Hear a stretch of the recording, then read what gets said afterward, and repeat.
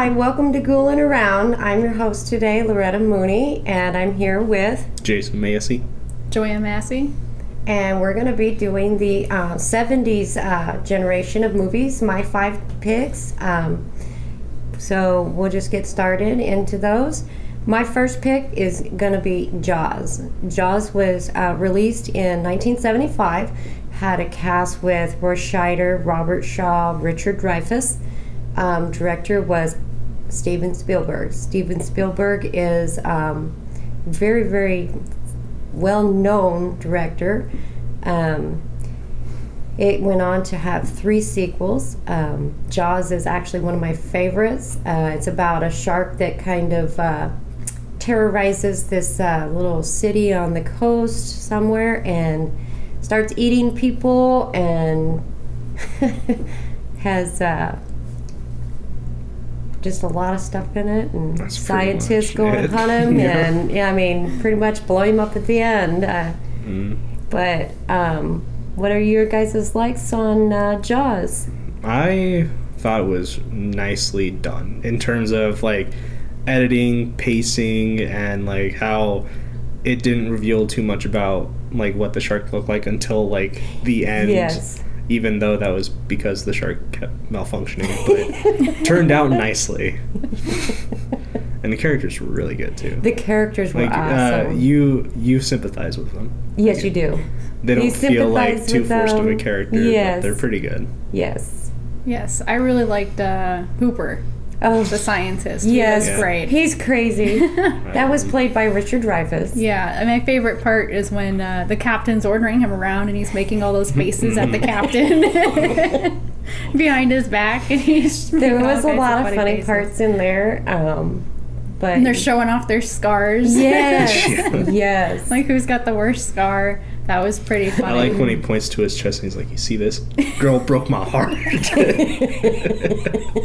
I was like, "Man, I love you. I love you." Yeah, it was pretty well done. It had its comedy moments, had its serious moments. I really liked the movie. I remember when I was a kid and I watched it, the jump scare that I got from it is when he went down to look at the boat And and the the head comes out. That is, I think, probably the worst jump scare in that movie. Yeah. And I hadn't watched Jaws for probably 20 years, and then watched it again when I bought it on DVD for the, I think, 30th anniversary collection that I have. Yeah, that's one he gave to me. Yeah. And when I watched it, I was like, oh, crap, I forgot about that part. Even though I had already seen it. It was funnier than I expected for a horror movie. Like I was watching it and I was like, all right, so it's gonna be a This was shark the first time movie. you'd ever watched it, huh? Yeah. 'Cause Oh my goodness. I had basically seen the movie I all the cannot way. believe you like, went all 20 the years scenes. without watching this thing. Yeah, I just never got around to actually sitting down, starting the movie from the beginning, and watching it all. And so I actually did it. And I was like, this movie was pretty good. Like, it started and it's like, oh, shark attack. All right, now there's lovable characters, comedy, and then more Yeah. shark attack. Well, what was your favorites or your dislikes about it? We already did. Dislikes? Yeah, did you have any? More shark, but like I understand why there was no shark. But yeah, I would just like more shark interaction because it felt like it was 30% shark attack movie and 70% drama, Yeah. like character development. But the characters were good. Like it didn't feel bad watching the characters. The dislikes, I disliked the bear, bear? obviously, because he was like, we're going to keep the beach open. And it's like, oh, well, these people keep dying. We're going to keep the beach open. And it's like, the Yeah. mayor, I yeah. heard bear. Yeah. So I was sitting here like, I don't remember a bear in that movie. I heard bear too, so. Shark v. bear. Shark versus bear. The new Sharknado movie. Yeah. I think probably my favorite for this movie is when they were showing their scars off and they get into telling tales, and the captain of the Orca was then telling his tale about when he was in the Navy and when their ship capsized and Well, they got the shot by sharks missiles. the sharks were how he survived in the water around the sharks and all that. I mean, that was kind of really intense. And Robert Shaw that did that, he was... The way he delivered it was so good. It was perfect. It was absolutely perfect. I mean, you believed every word that he was telling you. And it was just kind of like everybody got quiet. Yeah.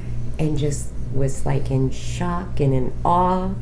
And then after that, you kind of saw, of course, Richard Dreyfuss' character and his character had this really, back and forth. But after that, they kind of respected each other because of this. And it was actually really cool the way they did it. Such a nice character moment, because after that, yes. it's like, all right. Because like when you first watch the movie, the first time he shows up, you're like, oh, you're the typical like shark hunter. Right? Yeah. You're like, oh, your character's so cliche. And then you learn about his character, you're like, all right. It makes sense now. Yeah. I ain't gonna stop you. And do you guys think it holds up? Yeah, I think it's still pretty much For the most part, I think like the shark scenes, the few of them that they have, especially when it's on the boat and it's just doing this. It's and not really even like doing anything else, but the jaws are just kind of... And you're just like, well, that would, because like the captain's sliding towards the jaws and he eventually he slips inside of them and gets eaten, but it's like if the shark's just doing this, it'd be really easy to not slip into the jaws of the shark. Well, they did have a lot of malfunctions with that shark.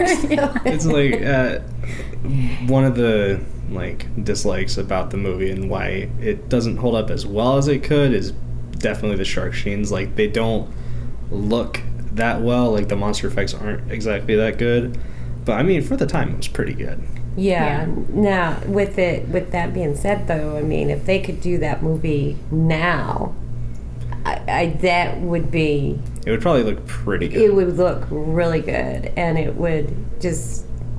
I mean, the storyline and the people made it what it was, but if they could put the special effects in there that they could have used back then, I think that movie would have been... It would look really nice. Really awesome. One of the scenes that I didn't think looked that good when watching it was the very beginning where the first girl's getting eaten and it seems like the shark is like dragging her back and across. I'm just like, I'm pretty sure the shark wouldn't do that. It would just eat her. Especially with how big you see the shark later. It's like, why is it having so much trouble with this one girl? Yeah. Okay. So for my next one, it's going to be Rocky Horror Picture Show. That was released in 1975, as cast with Tim Curry, Susan Sarandon, Barry Bostwick, and Richard O'Brien, and Meatloaf. Don't be laughing now. It was directed by Jim Sharman and Richard O'Brien, which also played Riff Raff. He did a lot of the music. He wrote a lot of the music. Richard O'Brien was very, very into that movie. He helped write it. He helped direct it. He did a really good job. I loved his character as Riff Raff. But, of course, obviously, my best favorite would be Tim Curry. He was the sweet transvestite. If you know Dr. Frankenfurter. Yeah. The sweet transvestite. From Transsexual. That's again from Transylvania. He did a great job in this movie. I don't know of too many men that would actually be willing to dress like this and everything for a movie and play this kind of a part. But it's so well. The basis of the movie is a engaged couple take a wrong turn, their car breaks down, they find this castle out in the middle of nowhere, and they go in and they're having a party, and Dr. Frankenfurter is making himself a muscle man, kind of like a Frankenstein type of thing, and that's Rocky Horror. And it's a musical, by the way. It is a musical, so there's a lot of singing throughout it, but it was just so well done. it was great. Your guys' likes on this? I just loved the characters in this movie. Like, every single character seemed just unique, and like you want to learn more about him. And Frankenfurter, Tim Curry, it's like, what are you? Like, when he shows up, you're just like, I don't know what you are, but you're something. And you just fall in love with his character, and you just want to see the entire movie. Yeah. The characters for sure was like the best. Mm-hmm. Yeah. Plus the music was great. The music was awesome great. in that. I actually really want to get that on soundtrack. It was just great. Yeah, I don't watch a lot of musicals, but that one was just really well done. Like, all the songs are catchy and they're toe tapping. Yeah. And for a horror musical, it's like, that's the best thing. Just wait until we watch Little Shop of Horrors. Yeah. Oh, you're gonna love that one Yeah. too. Yes, absolutely. Any dislikes for anybody? Dislikes is more of the holding up factor, I think, because like at the very end when Riff Raff and Magenta come bursting through like the theater and they're in those they're weird aliens outfits. or something that come to the outfits are super outdated. Oh yeah, and then their pitchfork laser thing.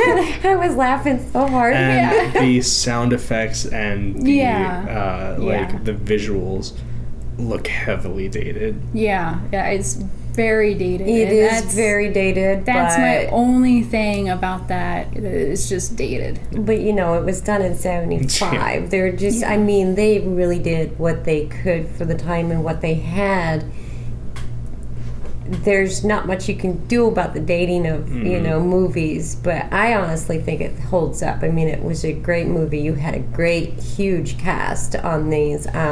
You had Meatloaf in there do a song, and he was great. he was awesome in that. Yeah, he shows up for one song, and then and then he dies. And then he dies. And it was one of those few movies where like he doesn't really have a villain. Like, the villain is Dr. Frankenfurter, but the he's entire not really movie a you're just villain. like, you're not exactly a villain. Like, I kind of like you. It's just like it's a party that's gone bad, I guess. Yeah. It's Pretty much. Kind of the couple crashes the party, and then it kind of just goes bad from there. Well, I think they crash their own. Well, Rocky crashes the party pretty much. Yeah. But yeah, it's it's a definitely must out watch. there. Actually, it's a must watch. I It's loved just the great twist at the end when Dr. Frankenfurter's whole introduction song, keeps saying that he's a transsexual from Transylvania.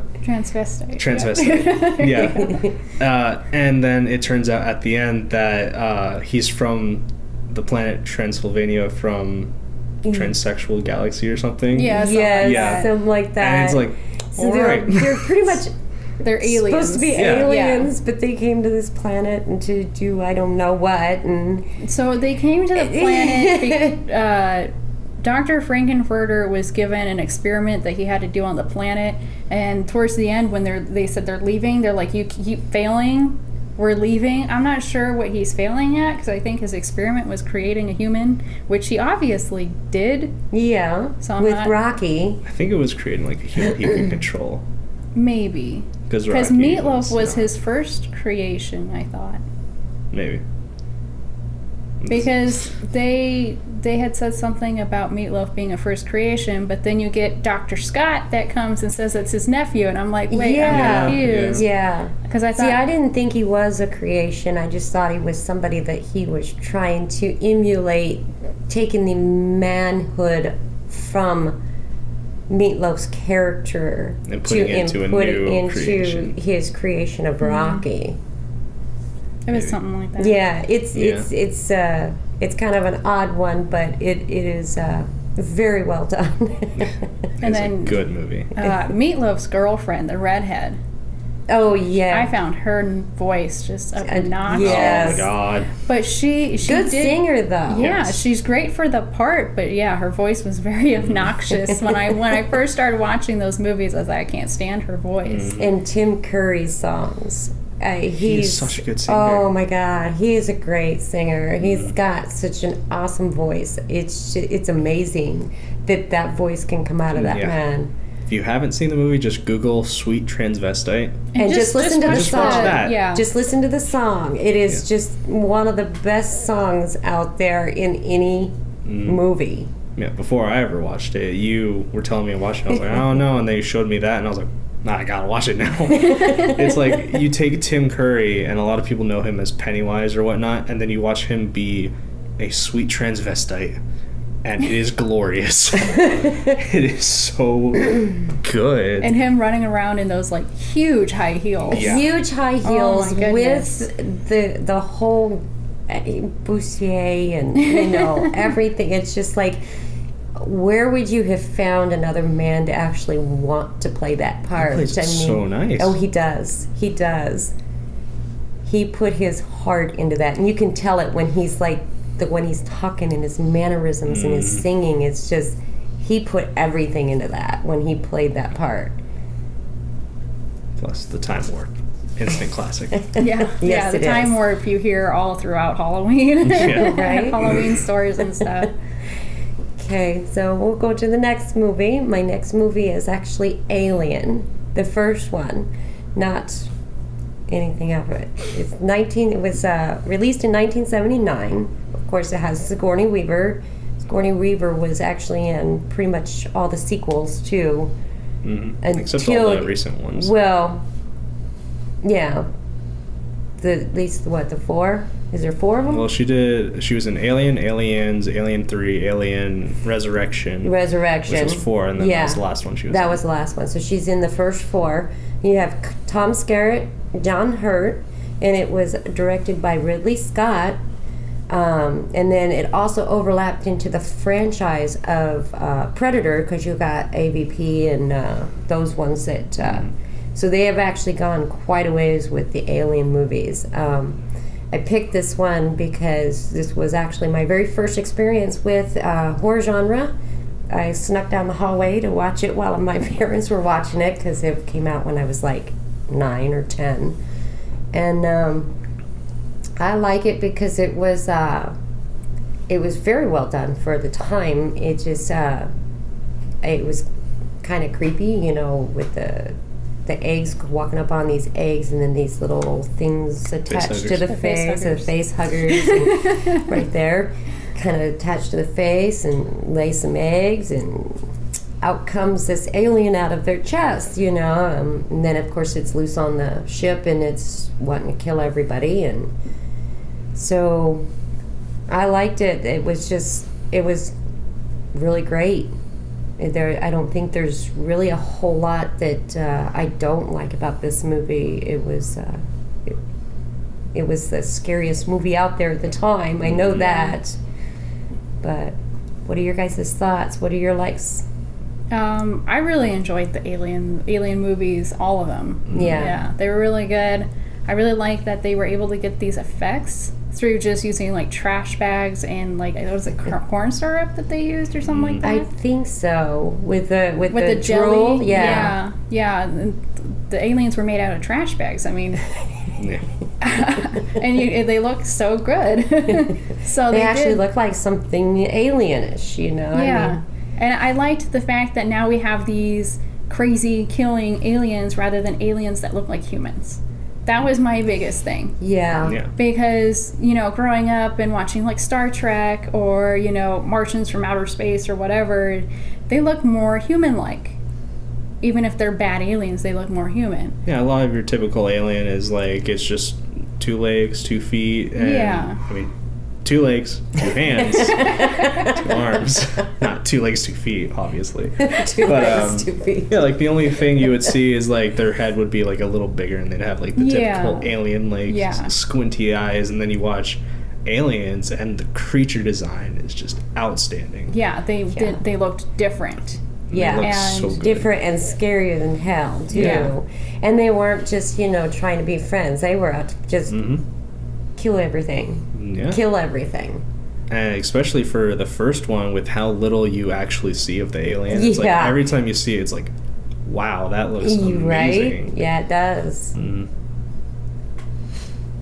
they frame it pretty well too. Yeah. And it's so a lot of people always assume with like the aliens movies, like, oh, there's like so many aliens. It's like in the first one there was just one alien. Yeah. And it killed an entire crew of people. Yeah, except for good. one. Except for one, obviously. The last survivor, as always. The last survivor, yeah. Well, that and then like when they did try to kill them in their blood, wasn't it like it acid? was acid. It was It was acid. eaten. Yeah, because it was stuff. eaten through the ship. Because the facehugger gets on John Hurt's character and they try to cut it off, but it has acid for blood and starts eating through the hole, and they're like, all right, maybe we should stop doing that. Yeah. So it actually has a built-in self-defense system too, Yeah. especially when you're out in space and you're in a ship. You don't want your ship eaten away. Yeah. So what are you going to do? How are you going to kill it? That was great. The way they thought up something like that. How are they going to kill it without destroying their ship? Because they need their ship to survive. So any dislikes? I think for me, I really didn't like that we didn't see it as much. I mean, it did make the movie that you don't see the alien as much, but I would have definitely liked to see it just a couple more times, because even when you do see it, it's really dark, and you're like, if you're watching at home and you've got this glare of a light, you're like, I don't see anything. But they did that because they made it out of garbage bags. Yeah. They kept it that way so they wouldn't have to show it as much. They built the suspense, but also because it wasn't as refined as they would have wanted it to be. Plus, like with every time you see the alien in the movie, it kills someone. Right. So it kind of builds this whole tension where it's like you want to see the alien, but you don't because you're like, if I see the alien, someone's gonna die. And you actually learn to like these characters, and they're pretty good. See, I never really liked any of the alien characters. Except Ripley. You don't even like Ripley? You don't like Ripley? Oh my goodness. I did Get like... out. Get out. How can you not like Ripley? I don't know. I just didn't really care for her. Did Ripley hurt you? She wasn't that great of a character. The only time I really liked her is when she had found that little girl that was hidden. in Aliens. I know, it was on the second one, Yeah. but that's when I actually started to like her because she was more motherly rather than just a crewmate like everybody else. Her character did change after that, I think, a lot when she found the little girl. And I did like her in Resurrection? You like in the fourth one where she was part alien? Yeah, because now she's like, she was pissed off because they're like she should have stayed dead. She knew she should have stayed dead, and they brought her back. She was like, I killed myself in 3 and you brought me back. Why? Yeah. She was pissed off, so it added to her character. Otherwise, I thought her character was pretty bland to begin with. I mean, like in the first one, she does start off as being basically just a crew member. Yeah. But by the end, she actually turns into quite a badass. Well, yeah. And that's cool, but I don't know. She just had this very bland character to me. Yeah. But I will admit she's not like the most complex character in the first movie. Yeah. But I just love the fact that she's badass. Yeah. And a lot of people always point out that in the very beginning of the movie, after John Hurt gets face hugged, they're bringing him back to the ship, and Ripley's like, no, we shouldn't bring him in. And everyone's like, if you followed Ripley, none of this would have happened. Yeah. So do you think it holds up today? Yeah. Yeah, I think that they did really good with their alien special effects. I think we talked about in our intro, the only thing that really didn't hold up was the... flying in scene. Yeah, the where flying they fly in. into the planet, and it looks so green screen. Yeah. That and like a lot of the equipment that they use isn't that good. Like back then, like one of the whole things that they use in the movie is like, oh, there's this motion tracker, and the movie's supposed to be like a couple hundred years in the future, and like we have motion tracker stuff like in 2018, so it's like a lot of their technology is like we have nowadays. So if you watch the movie now, it's not too surprising. It's like, oh, you have that, well, I have that on my phone. But at the time you could be like, oh my god, that's revolutionary technology. Well, that's how it was, like, watching, like, the original series of Star Trek. It's like, you know, they had these Yeah. comm badges and stuff, and, well, we've got cell phones now. Yeah, really. When Bluetooth. you Yeah. use those, walkies, actually, you can use some phones that are like Yeah. that, it's two-way radios and... But back then, these weren't a thing. Yeah. That looked pretty good. Yeah. The only thing I didn't like about, like, the motion tracker, it seemed very, very 70s looking. Well, it was I'm made just in saying, 70s, like, of course. if you're looking at it, it doesn't look that, like, complex of a machine. Well, no, yeah. Yeah. But what are you going to get for a 70s movie? Yeah. And the fact that on, like, the ship's dashboard and all that, they have, like, these giant keyboards. Yeah. So, yeah. Yeah. Basically, just the technology dates it, but it's still a good But it's movie. still a really great movie. Yeah. Mm. So my next movie is Invasion of the Body Snatchers, and this was released in 1978. And you had a cast with Donald Sutherland, Brooke Adams, Jeff Goldblum, and Leonard Nimoy. Yeah, boy. And it was actually based off a book, but that was written by Jack Finney, and that was written in 1955. There was a movie, Invasion of the Body Snatchers, also made in 1956, so this one's actually a remake of that original movie. And then, of course, it was done twice after that. One of them was just called Body Snatchers. That was released in 94. And the other one was The Invasion that was released in 2007. And that had Nicole Kidman in it. So the basis of this is an alien form kind of rains down onto the planet and creates these pods. Well, when people fall asleep, these pods create a double of the person that is sleeping and kind of takes over their consciousness, I guess you can call it, and then take their pods and keep spreading them around the world. And that's basically what the movie is about. I liked it. It was actually kind of a cool concept of an alien taking over your body type of thing. What did you guys think? I thought the movie was great. It's a pretty nice movie because you follow these couple of characters, and one of them, like, her boyfriend gets body snatched, and that's like kind of how you learn about it. And then it slowly builds where, like, more people start being like, oh, my husband or something, he's acting so weird. He's not and him. Then it just starts escalating the more and more, and towards the end where it's like, I think there's only 2 people left. Right. Everyone else got snatched. Yeah. I really liked this movie. I'm a huge Star Trek nerd, so it was really awesome to see Leonard Nimoy in something else, and he was great.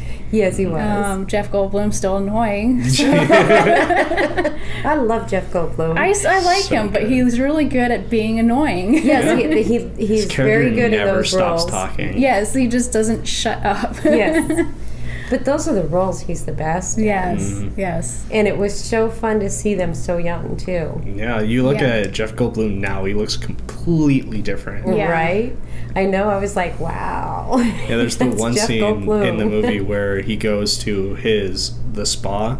Yes. Takes off his shirt, and you can see, like, his ribcage. He's like, you are so skinny and Yeah, young. he was really thin. Yeah. Well, I mean, I think the first thing I actually saw him in was Death Wish.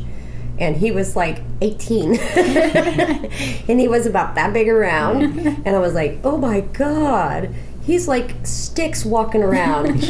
He's very skinny and very tall. But also, kind of like with the Alien movie, I really like that this was a different concept of aliens. yes. Because it was more like a bacteria or a virus. How, like, if one of those would spread, it kind of spreads like that. Yeah. So it's like these little flower pods that are kind of taking over and are aliens in a sense. So Yeah. Mhm. and then your body dissipates into like fur-looking stuff. I was really confused on what they kept putting in all the trash cans. I was like, "What's all this fur doing around here?" Until you see the girl there towards the end with Donald Sutherland when Yep. she kind of Yeah. falls I didn't want her to asleep. die. And I liked her. know. And then she ended up dying. I was like, Yeah. no. She played in a Stephen King movie also. She played in Such a good The Dead character. Zone as the girlfriend, but yeah, I liked it. I thought it was a really awesome concept on an alien. It was, and it's different than a monster too. Yeah. Because yeah. I mean, you've got your humanoid aliens, and then you got your monster aliens, and this was something totally different. Yeah, the entire movie, it's like the aliens are basically just you, but without emotion. Yes. Yeah. They took over pretty much your memories and everything. According to Leonard Nimoy, who turns out to be a body snatcher. Yes. The whole time. Yeah, the whole time. The whole time. Whenever you get body snatched, it's basically all your memories and everything. Like, it's you just no emotion. Yes. And so that's how, like, they learn, like, towards the end of the movie is, like, you gotta hide by just not showing emotion. And so that works for a little bit. Little bit. One of my favorite for a little scenes bit. was where they're at his house and he falls asleep in the front yard. And he wakes up and there's all the pods around him with, like, a half-made him as well. My favorite scene actually was the end. Yeah. When she went up to him. When she approaches him, the main and he character. just looks at her with a blank stare and then just points and opens his mouth, and you hear this Screeching weird noise. screeching Yeah. noise. It turns out the character you've been watching throughout this entire movie got body snatched at the end, and you're like, no, I wanted you to live. Right? Exactly. Any dislikes about this?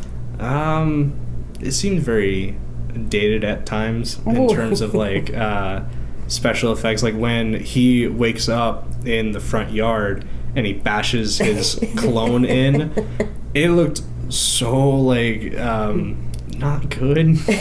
Like you could tell it was like a prop head filled with like some fluid. Yeah. And he just smacked it and like it cracks open.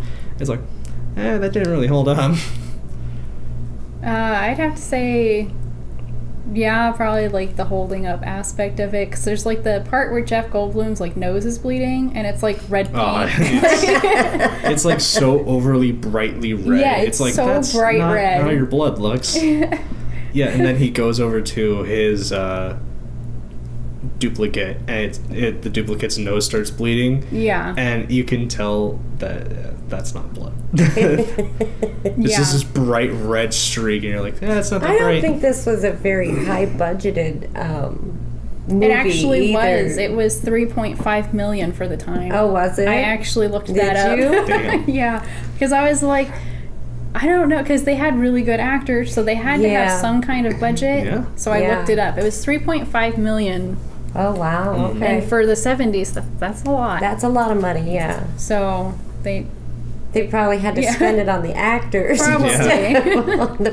on the effects and stuff. But I think probably my dislike about this movie was the fact that we didn't actually get like a scientific look on these things. You know, I mean, it was just, what was he, worked for the health department. He was a health inspector, Yeah. and you know, you didn't have anybody in the science field kind of going, okay, let's look at this and see what this is. And I'm so used to that with a lot of movies now, because they always throw that scientist in there. Well, they did take the flower and take it back to the lab, and they were going to analyze it, but at that time they didn't really know how to do it themselves, and the people that know how to analyze it are already body snatched. So they were just like, well, what do we do now? Yeah. And so But usually when your main character is just like a scientist and kind of goes through those kinds of things, so it's kind of a different type of view of not having the scientists in the group of the ones that you're, watching do this thing. Yeah, I just liked how you got all the explanation for how it happens, basically through them finding like context clues or whatnot. Yeah. Like them finding the flowers and all of their like gifts or whatnot. Yeah. Yeah. Yeah. And then they go along and find the really big warehouse where they were Full of growing all all the the pods. pods and they were shipping them out. And yeah, I thought that was pretty cool. So do you think it holds up?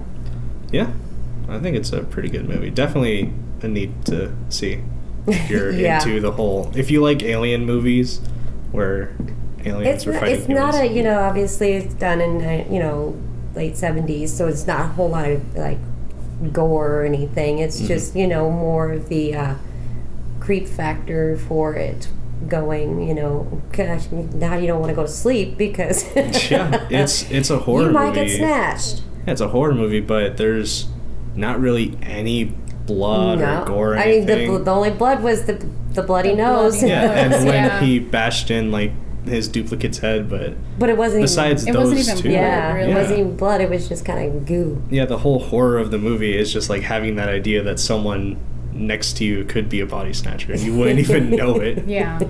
Well, because like they were, Leonard Nimoy's character. They kept like cluing him in and like Yeah. thinking he was human the entire time, and it turns out he's a body snatcher this whole time, and they Yeah. had no idea.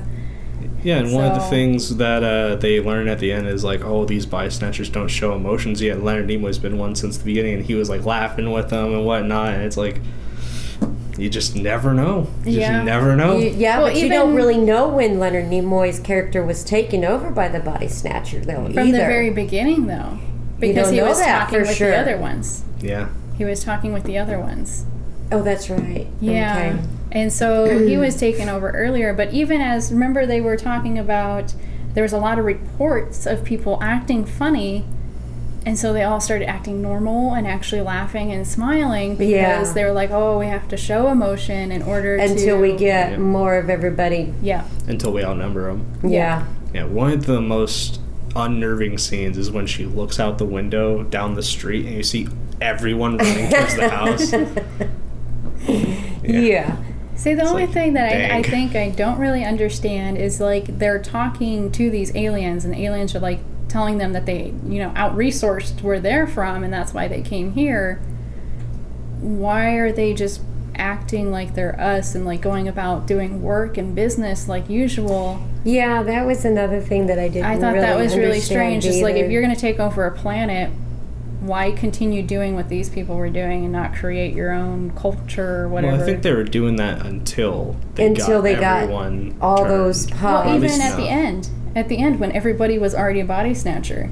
And remember, he's in the office and he's doing his office work. Yeah. And it's I- like, Well, I mean, they I think needed. they were came there planning on for taking the the world. resources. So maybe they were So- still doing stuff until they got the whole world. Because I mean, according to him, it is technically you, because it's all your memories and all your whatnot. So I guess you would still kind of do your own thing. Just you would serve them. yeah, I don't know. Yeah. I just thought it was really strange that they went about still doing human activities when they're not human. Okay. So my next one is Salem's Lot. It was released in '79 and had I don't know all of the characters that played in it, but I know David Soul was the main character.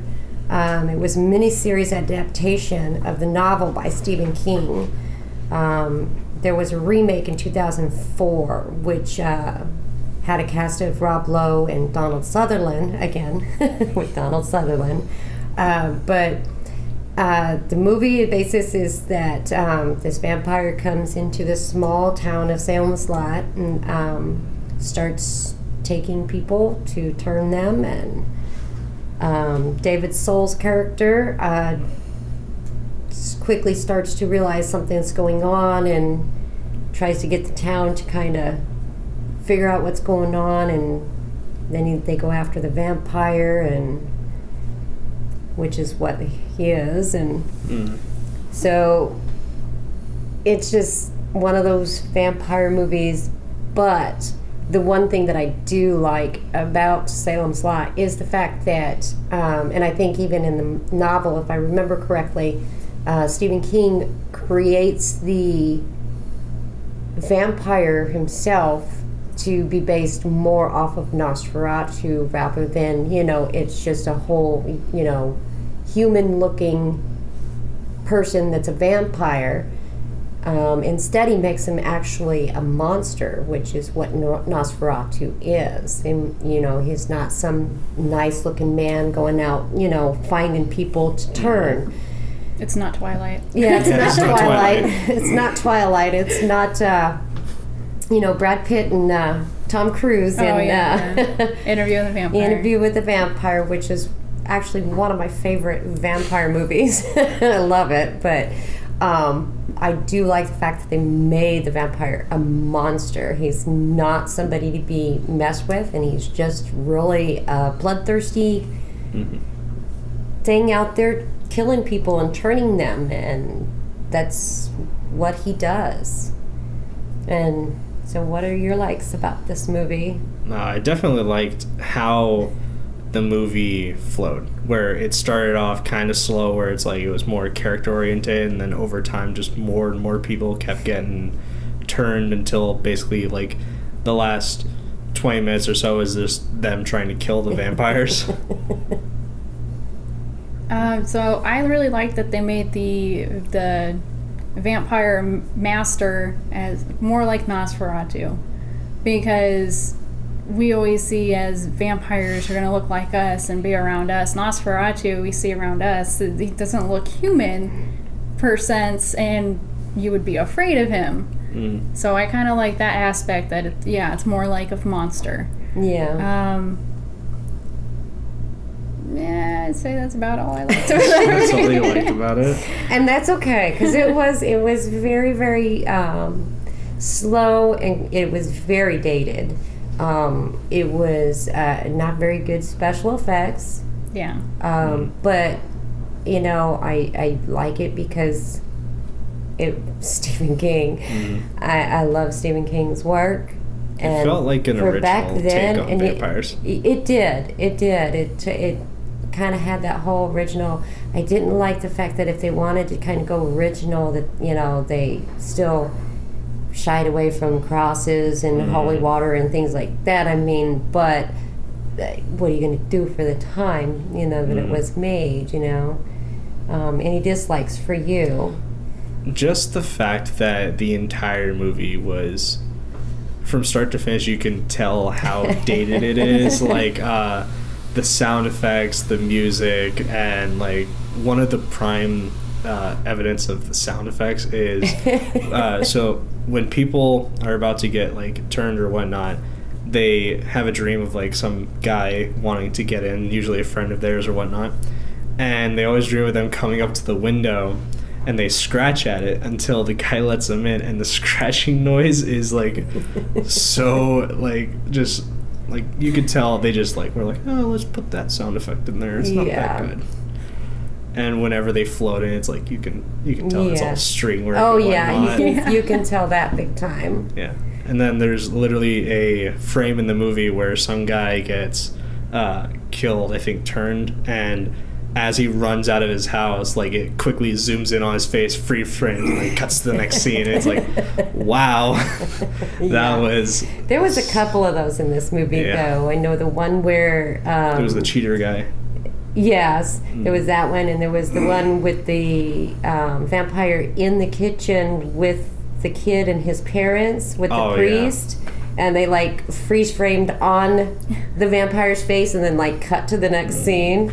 But that was also because, like we were talking earlier, it was a miniseries. Yeah. So, and of course, you couldn't have a whole lot of stuff, especially back in those times, on TV. So, they had to keep a lot of that blood and gore and scare away from it. What did you dislike? Because there's going to be a lot. Actually, overall, I did like the movie, but I just have more that I could nitpick about. Well, yeah. And the number one is going to be that medical alert up here.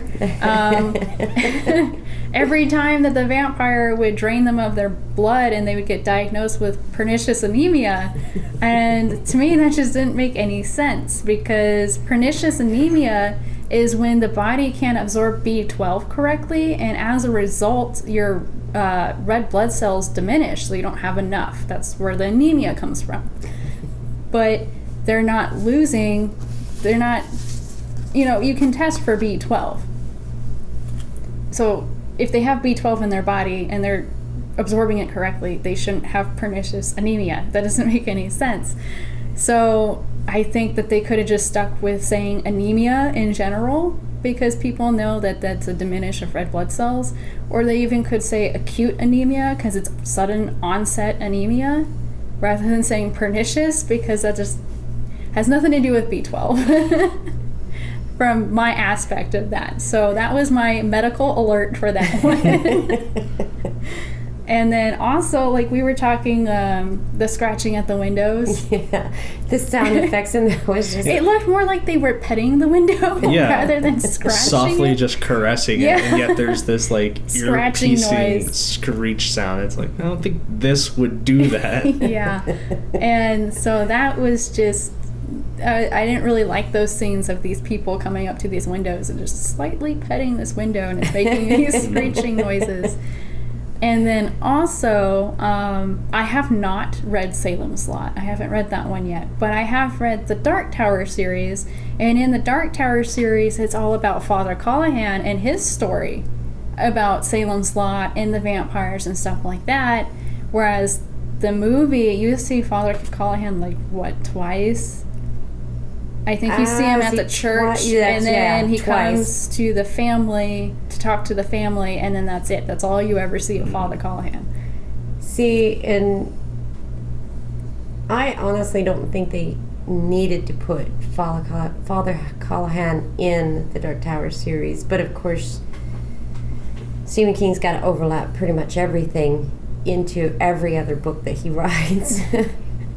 But Salem's Lot I read a long time ago, and I do want to say it follows Callahan rather than the writer, but I think it's a combination of both. I don't think it's one or the other. And then they just did the movie after the writer. See, I never even knew about the writer, because in the Dark Tower series, it's just Father Callahan telling his story. It's just his story from that, but... Yeah, so after I watched the movie, I read a Wikipedia summary on the book, and it very much states that, like, the book basically follows 50-50, like, it switches between Ben and Callahan. Yeah. And, I was, like, watching the movie, I was like, I don't even remember who Callahan was. Because you only see him twice. Yeah. And they actually, I don't remember if they even say who he is in the movie. Yeah, they do. Do they? Yeah, they do. Okay. Because I remember seeing him pop up in the movie, and it said, I have the subtitles on, so obviously I know who it is, and it's Father Callahan. And to me, from what I've read in the Dark Tower, he doesn't, the character doesn't match. Because I was expecting, this cross on his forehead. And yeah. So that was a little, taken back. I wasn't expecting him to look more normalized. More normal. But I think this also happened before he was attacked by those brothers that made the cross on his forehead. Yes. Yeah. So I think Salem's Lot was before all of that. You need to start reading more. I know. Do you think it holds up today? No, I don't think it holds up today. That's okay. You don't have to feel ashamed to say it, because I don't think it does either. Yeah, it's just very dated. Yes, it is. It is very dated. And I think that is one of the reasons why they did do a remake on it. I have not watched the remake yet, but I kind of want to see if they've done better with it, and hopefully not made it so dated. Yeah.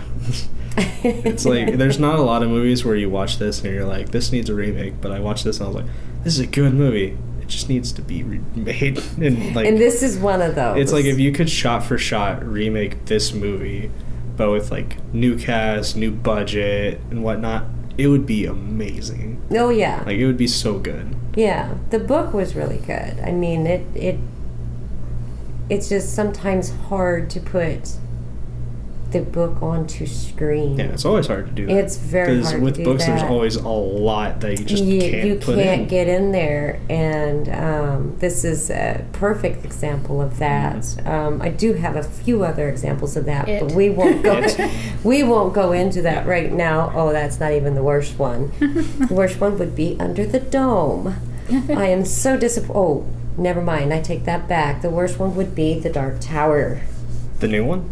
The movie Yeah. versus Oh my gosh. 7 books? Yeah. Yes, not very good.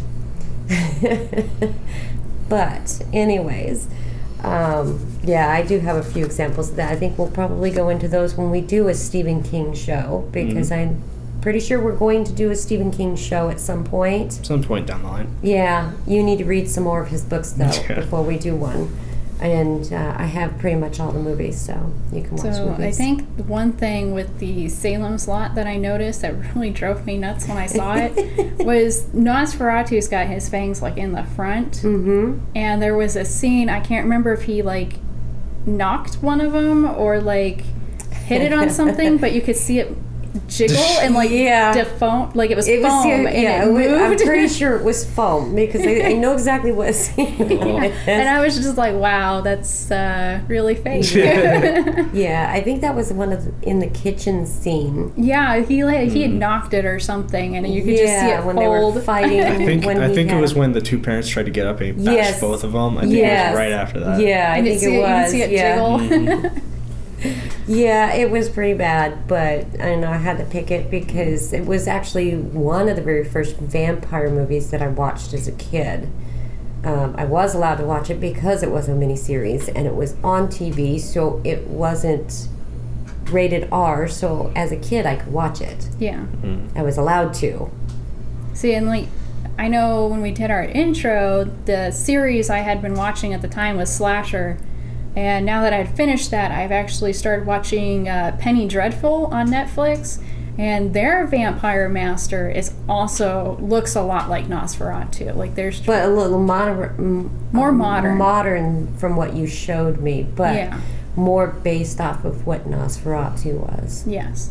So I kind of like that aspect from the Penny Dreadfuls. I just finished season 1, and I'm not sure if I'm going to continue because I have a lot of issues with that, but they do very good on some stuff. And the Vampire Master really reminded me of both Salem's Lot and Nosferatu, so I think they did good on that.